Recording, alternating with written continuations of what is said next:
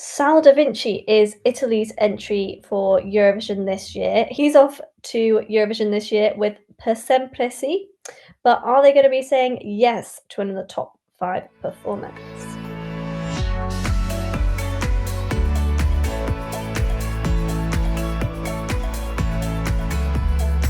So, Italy is sending Sal Da Vinci. I think he is the oldest contestant this year. Um, it's a kind of disco fusion-y song. What do you make of it? I surprisingly really like this. Um, yeah, I mean, I've watched Sanremo for the last few years, and this year's one, other than Dito nella Piaga, who ended up finishing third, who I think would have done very, very well at Eurovision, there was no real like Eurovision ready package here. And it ended up people, and the result was very close in the end. Like it was really close in that final five.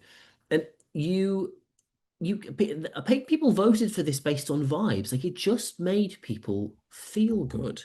And it was kind of epitomized by the fact that, and I was supposed to watch it at home and I was dragged into work because the night of the final is when Trump started bombing Iran. So you had this really bizarre moment that halfway through, like in Sanremo, because it's so long, at midnight they interrupt it for the news for like a 2 minute bulletin. And normally it's like, oh, this has happened and that happened. So they have a break in this song competition to be like, maybe World War III has just started. And then they come back afterwards with this really glum expression on the host's face, like, yeah, obviously big things are happening at the minute. But here's the next song. And it was a bizarre like contrast between actually the bubble of a song competition and sort of real world, like genuinely world shaking events. And I think it was in that sort of environment that actually something like this does stand out because it is a nice little escape for 3 minutes. It is just a simple song about a man's love for his wife. I think they've been together 30 or 40 years. Like they've been together a very, very long time. And this is a tribute to just how much he loves his wife. And there's something so simple about it that it does make you just sit back. And even as the horrors of world events and domestic events are ongoing, you can kind of just sit back and enjoy it for a few minutes. And I think there's a kind of there's a retroness to it that I just really, really enjoy. My concern is, and obviously we're not taking rehearsals into account here. Sanremo works, and I think what is so engaging about it is that all of the songs, no matter what, no matter the genre, all of the songs are done by orchestra.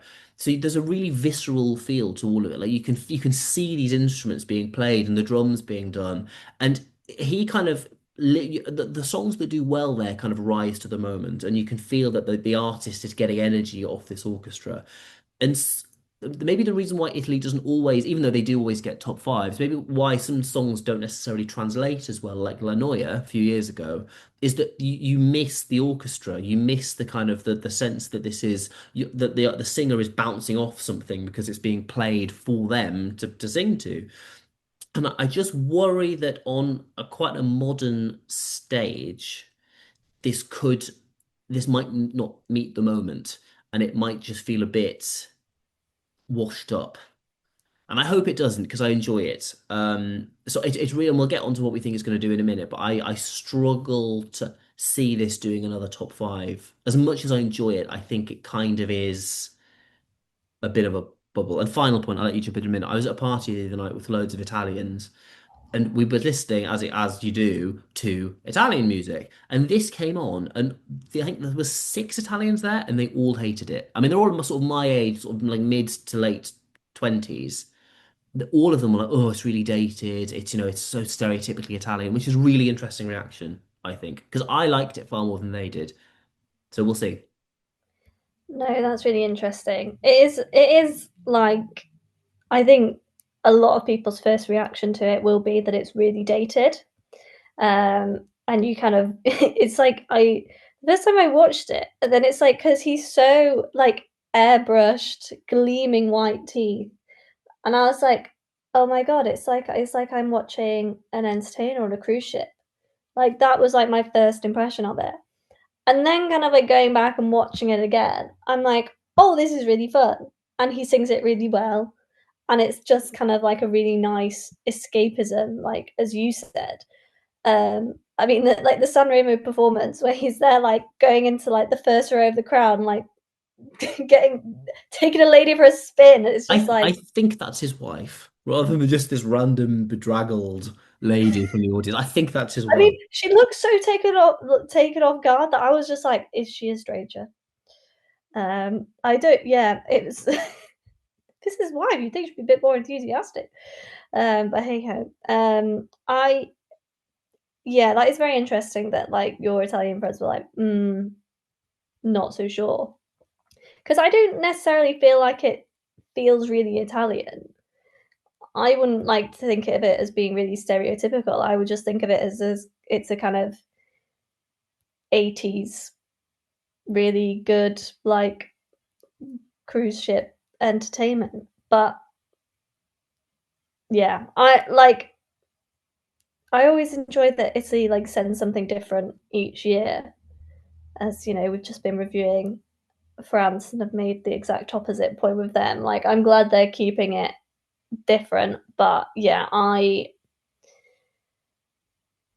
don't know how this is going to do. But we can get onto that now. Obviously, as one of the big four, Italy is automatically in the final. How do you think it's going to do? What would you score it? Well, no, yeah, I mean, Italy, a bit like Sweden, is kind of always very high up. So they've kind of created a very, very high bar for themselves. I'm not sure this will necessarily meet it. I didn't think last year's was meet it, to be fair, and that finished fifth. So anything could happen. But I struggle to see where this will hoover up enough points, particularly with the juries, to kind of take it into another top five finish. So I think top 10, this would be doing well, but we'll see. I do really enjoy it. It is a bit dated. It's a bit cruise ship, as you say, but I enjoy it. It's an 8 for me. Yeah, I'm also going to give it an 8 because I do just think it's good fun. Um, and I would probably echo all of that in terms of how it does.